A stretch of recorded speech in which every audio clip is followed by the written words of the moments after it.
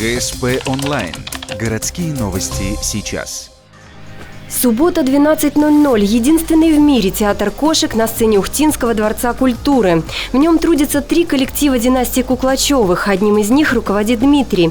В Ухту он привез 35 пушистых артистов. Куклачев признался, будучи режиссером и артистом одновременно, труднее всего посмотреть на себя со стороны.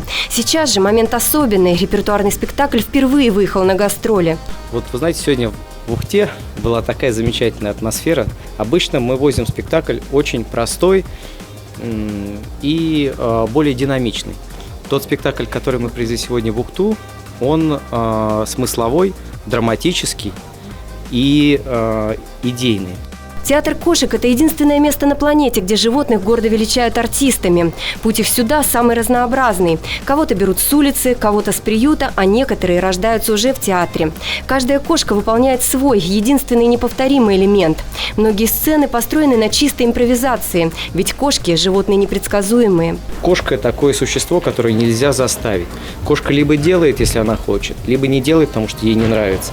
И моя задача в наблюдении увидеть ту особенность, которая сокрыта в маленьком сердечке вот этого пушистого друга. На сцене животным предоставлена полная свобода. Они максимально проявляют свои творческие способности. Пушистые артисты дарят своим зрителям настоящий праздник.